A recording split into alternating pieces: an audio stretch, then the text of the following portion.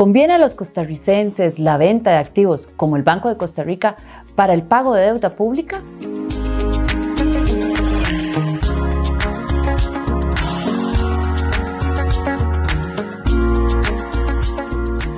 En días recientes, el gobierno de la República, haciendo consecuencia con su promesa de hacer venta de activos, presentó en la corriente legislativa el proyecto de ley 23.331, Ley de Venta del Conglomerado Financiero Banco de Costa Rica.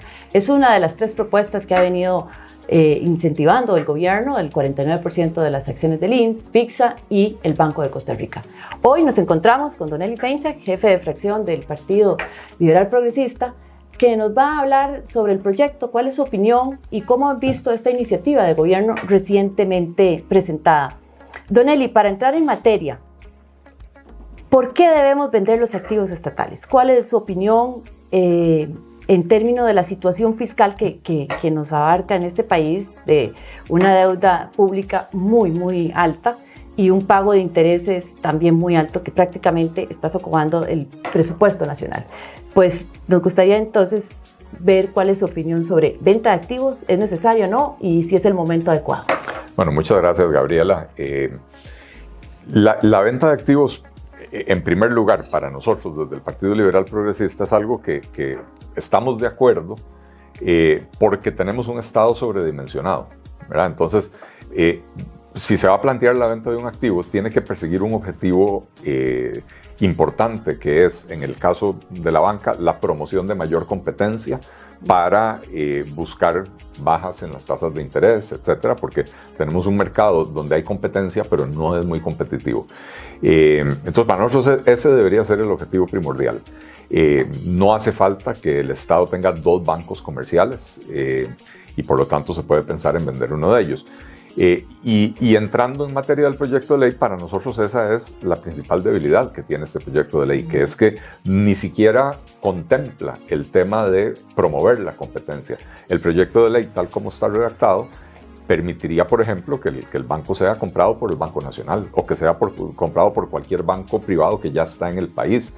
Nosotros hubiéramos puesto como limitante, de hecho vamos a mocionar para que así sea, que el comprador tenga que ser una nueva entidad que no tenga presencia en el mercado local para profundizar la competencia. El objetivo de la venta del banco no puede ser solo pagar deuda, pero es digamos, un efecto secundario muy deseable. Vendamos el banco para profundizar la competencia, para lograr mejores tasas de interés, mejores servicios al costarricense. Para nosotros eso es lo primordial. Pero bueno, el producto de la venta, destinémoslo a disminuir la deuda pública costarricense. E insisto, el problema del proyecto de ley es que está pensado solo en disminución de deuda, no contemplando estos otros factores. Fomentar la competencia. Sin embargo, hay un artículo que nos ha llamado la atención, el artículo 37, que deja abierto no solo para el pago de principal, sino de intereses. Y en un contexto de eurobonos, ahí uno se pregunta, bueno, realmente va a ser para deuda interna, que sería la que nos está llegando al 70%. Cuando uno tiene un préstamo en un banco, uno va y dice, quiero amortizar el principal. Claro. Pareciera que el artículo 37 lo deja abierto para las dos opciones. ¿Cuál es, también ve eso inconveniente o habría que afinarlo? Definitivamente hay que afinarlo. El objetivo tiene que ser amortizar, ¿verdad? Porque si no, ya estamos entrando en financiar gasto corriente, ¿no? Si yo destino el producto de la venta del banco a pagar intereses, mantengo el mismo stock de deuda.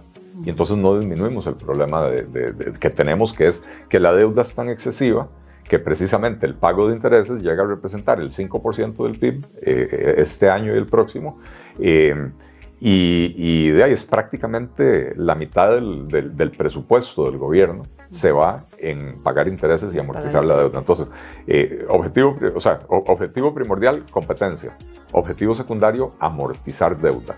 Pago de intereses se hace con otros recursos. Con otros recursos. Sí. Los detractores de este proyecto en términos de no venta han argumentado dos posiciones importantes. ¿Qué va a pasar con los 4,000 colaboradores? Y en eso el artículo 34 del proyecto habla de que se va a liquidar personas colaboradoras, que no lo deja muy claro.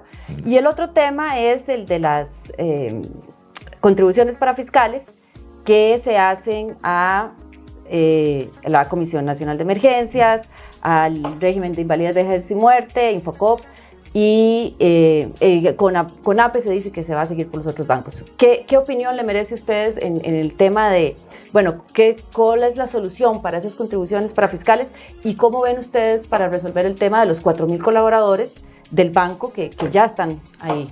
Bueno, dos temazos importantísimos. En primer lugar, cuando una empresa se vende, normalmente quien la asume los activos y los pasivos, asume la planilla. Ahora, nada nos garantiza que quien vaya a comprar el Banco de Costa Rica quiera retener a la totalidad de los 4.000 colaboradores, ¿verdad? Porque puede ser que venga un banco que maneje las cosas de una manera más eficiente, pero el grueso y la enorme mayoría de los trabajadores van a continuar con su trabajo. Simple y sencillamente cambia el patrono, ¿verdad? Y esto es normal en cualquier venta de una empresa, ¿verdad? Así que yo creo que por ahí lo que a nosotros nos hace falta en el proyecto es exigirle al comprador que mantenga, por ejemplo, las sucursales por un cierto tiempo para que no venga a comprarlo alguien que viene a desmantelar el banco, porque ¿qué es lo que queremos? Mayor competencia. Si lo va a comprar alguien que lo que va a hacer es desmantelar el banco, entonces más bien estamos reduciendo la competencia. Y entonces eso le daría a los trabajadores una garantía de que por lo menos por un par de años, 3 años, van a mantener su trabajo, van a necesitar, quien lo compre va a necesitar a estos funcionarios para atender todas las sucursales que tiene el BCR. Para hacer más fluida la transición. La transición. Y en el tema de las cargas para fiscales es otra omisión enorme de este proyecto de ley. Porque de ahí, al final de cuentas, son programas o cuestiones que son importantes para los costarricenses, ¿verdad? Los aportes que se hace al IBM, los aportes al CONAPE, etc. Hay algunas que yo creo que deben de ser revisadas. Todo este sistema de financiamiento gratuito para Infocop, donde se han cometido toda clase de chorizos y gollerías, ¿verdad? Entonces hay que preguntarse si es necesario mantener eso. Pero lo del IBM es un problema muy serio, ¿verdad? Claro. Ahora, ¿cuál es la solución? Nosotros lo vamos a mocionar de esta manera. El aporte que le hizo el BCR al IBM el año pasado fue de aproximadamente $12 millones. Si usted se trae a valor presente, no sé, 10 años, 15 años de ese aporte, a valor presente, puede ser que son 100, 150 millones de dólares. Y entonces podemos adelantarle al IBM de lo que se recoja de la venta, ¿verdad? Entonces, la única excepción que nosotros haríamos a amortizar deuda sería, primero del producto de la venta, vamos a adelantarle al IBM los próximos 10, 15, 20 años, los cálculos los tenemos que afinar, del aporte que le hubiera hecho el BCR, ¿verdad? Esto le ayuda al IBM porque no es lo mismo recibir 150 millones de un solo tiro que recibir 10, 12, 15 millones al año, ¿verdad? Sobre todo con la insostenibilidad que tiene en este momento el IBM, ¿verdad? Es importante tema, sobre todo porque se está hablando que los activos del banco andan alrededor de 7.2 billones. Sin embargo, y entremos ya al modelo que está sugiriendo el proyecto. ¿Qué opinión le merece a usted que sea un consejo de gobierno con los ministros de Hacienda, Presidencia, Economía, Trabajo y Planificación, los que prácticamente con este esquema se hace accionista el Consejo de Gobierno, y de ese Consejo de Gobierno estos 5 ministros que mencioné son el comité de venta que van a llevar la batuta en un proceso tan complejo como es elaboración de cartel, proceso de licitación, subasta, y una subasta que debería tener un precio mínimo que todavía no está definido. No está definido en el cartel. El Banco Central nos ha dicho 1.785, pero andan en opciones de 1.800, 2.400, 3 millones. Son muchas diferencias y en un precio de subasta el mínimo cuenta. Correcto. Y con estas externalidades que estamos hablando de cargas para fiscales, en qué condiciones se le va a negociar para que sea atractivo para una persona comprar el banco, el tema de los colaboradores, son elementos que deben definirse a la hora de poner cuánto es lo que vamos a recibir. ¿Cómo han evaluado ustedes este modelo de socio único, Banco Costa Rica, para traspasar los activos? ¿Y cómo ven ustedes que sea un consejo de gobierno del accionista y este comité de ventas muy político el que lleve la voz cantante? Esa es otra gran debilidad de este proyecto de ley. Varias aclaraciones, o por lo menos un par. El Consejo de Gobierno, por ley, es la Junta de Accionistas del Banco de Costa Rica, eso no cambia. También es el Consejo de Accionistas del Banco Nacional. ¿Por qué? Porque se supone que es de los costarricenses, pero ¿quién ejerce esa representación? Bueno, el Poder Ejecutivo, ¿verdad? Entonces, el Consejo de Gobierno constituido en Asamblea de Accionistas es, así lo dice la ley hoy, ¿verdad? Es la Asamblea de Accionistas. Entonces a ellos les toca tomar la decisión final sobre la venta o no del banco, si la ley se los autoriza, ¿verdad? Habiendo dicho eso, la creación de este consejo de, creo son 5 ministros y ministras, el comité de ventas nos parece que es un grave error. Ese comité de ventas no puede ser político, tiene que tener un elemento técnico muy importante. Y las potestades que se le quieren dar en este proyecto de ley a este comité de ministros y ministras, que prácticamente pueden escoger a los asesores financieros sin pasar por concursos, etcétera, eso es una gran debilidad del proyecto de ley y eso se podría prestar como mínimo para malas interpretaciones por parte del público y en el peor de los casos se podría prestar para toda clase de chorizos, ¿verdad? Entonces, para blindar el proceso de venta en el que nosotros creemos, ¿verdad? Para blindarlo es necesario que el comité de venta sea técnico, ¿verdad? Al final de cuentas la decisión es política. Si la Asamblea autoriza la venta y el Consejo de Gobierno constituido en Junta de Accionistas aprueba la venta, entonces el comité técnico va a definir en qué condiciones. Sí. El valor de venta, digamos, no el valor de venta, estas valoraciones que se hacen responden a diferentes modelos que tienen diferentes supuestos. Entonces es normal que cuando usted no ha ido a mercado, alguien se lo valore en 1.800 y alguien se lo valore en 2.400. Eso le da a uno una idea de en cuánto se puede vender en un rango, pero el precio real se va a dar en el mercado cuando se saque la licitación, pero que tiene que ser un concurso público. En términos de subasta tendría que haber una base mínima, claro, razonable, y pareciera que hay mucha diferencia entre uno u otro al día de hoy, que tendría que darse punta al lápiz, como dicen, ¿verdad? De hecho, el proyecto dice que este Consejo de Ministros, el grupo de 5 ministros, va a contratar una asesoría financiera para definir ese tipo de cosas. Bueno, para nosotros nos parece que esa asesoría financiera no se puede contratar de manera directa.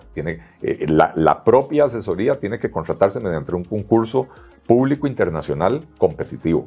¿Y cómo han analizado el tema de los 38 votos? El presidente salió diciendo que como no se está cambiando, ¿verdad? La institución no se está extinguiendo, no requiere 38, sin embargo, hay unas consultas que ha hecho otra diputada donde Servicios Técnicos ha sido claro que si va a ser un privado, que pareciera ser el llamado a comprar un banco, se requiere los 38 votos. ¿Están de acuerdo ustedes con que se van a tener que requerir los 38 votos? Gabriela, usted es abogada, yo no.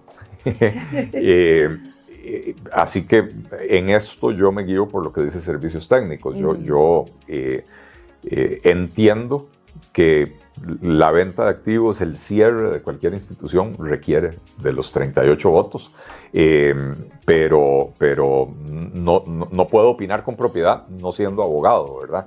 Sí. Pero bueno, ahí está ese criterio y además en derecho decimos que las cosas se hacen y se deshacen de la misma manera, así Correcto. Que hay mucho que cortar. Finalmente, ¿cómo hace un balance de en qué impacta realmente en la economía lo que se vaya a obtener por esta venta? Le digo esto porque el presidente hace poco dijo que para el 2028 600.000 millones, ese va a ser el ahorro sin tener un dato final de cuánto es lo que se va a obtener por la venta si se mete al pago de la deuda. ¿Han hecho ustedes una valoración costo-beneficio de esto es lo que se vende?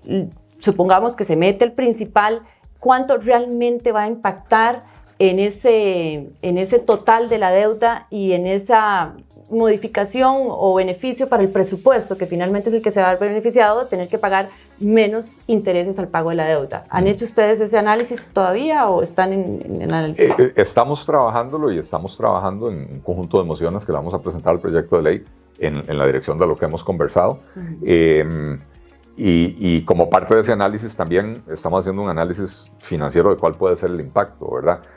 Lo que pasa es que, a ver, hoy en día el país está sobreendeudado y ese exagerado nivel de endeudamiento hace que la deuda del gobierno de Costa Rica sea más riesgosa de cara a los inversionistas. En la medida que nosotros podamos disminuir ese endeudamiento, mejora la calificación de riesgo del país y eso hace que mejoren las tasas de interés. Entonces, el ahorro, por un lado, el más claro es, si lo vendo en, digamos, 2.000 millones de dólares y digamos que quito 200 millones para cubrir esas cargas parafiscales que tiene el banco, le aplico 1.800 a la disminución de la deuda. Bueno, uno puede hacer el cálculo, si salir a emitir hoy lo va a tener que colocar al 8%, entonces uno puede hacer el cálculo cuánto es el ahorro de eso nada más, ¿verdad? Pero si le sumamos que con esta medida podríamos mejorar la calificación de riesgo y eso hace que baje la tasa de interés, baja la tasa de interés para todo el resto de la deuda, no solo para esos 1.800 millones, ¿verdad? Entonces, el cálculo no es tan sencillo, se puede hacer, pero todavía no tenemos el dato. Bueno, muchísimas gracias. Como una conclusión, estarían a favor de la venta, pero no con este proyecto que requeriría estas recomendaciones y estas mejoras que hemos hablado. Efectivamente. Con el gobierno ya nos estamos acostumbrando a que ellos corren a presentar un proyecto de ley. Tal vez no es la versión más elaborada y mejor pensada. Y luego al tiempo vienen y presentan un texto sustitutivo. Ya nos pasó eso con el proyecto de fortalecimiento y recuperación de competencias del Ministerio de Obras Públicas y Transportes, lo mismo con el del MINAE, ¿verdad? Presentaron un texto inicial en ambos casos bastante débil, y luego de recibir las observaciones de Contraloría y de servicios técnicos y de los diputados, vinieron ya con proyectos bastante mejor elaborados. Este proyecto le falta mucho. O sea, aquí en la conversación hemos señalado 3, 4 debilidades muy serias, fuertes, ¿verdad? Pero el concepto de la venta del Banco de Costa Rica es algo que nosotros lo pusimos en nuestro plan de gobierno, el Partido Liberal Progresista, y lo dijimos, y ahí todavía está en internet para el que lo quiera ir a ver, ¿verdad? Dijimos venta del Banco de Costa Rica para promover mayor competencia en el mercado bancario en Costa Rica, buscando una disminución de las tasas de interés. Bueno, muchísimas gracias. Está ingresado en la Comisión de Económicos, así que veremos cómo va a transitar este proyecto en los próximos días y cómo va a ir moviéndose las negociaciones en las diferentes fracciones. Muchísimas gracias, don Eli, por acompañarnos. Muchas gracias, Gabriela, por la entrevista y saludo a toda la audiencia.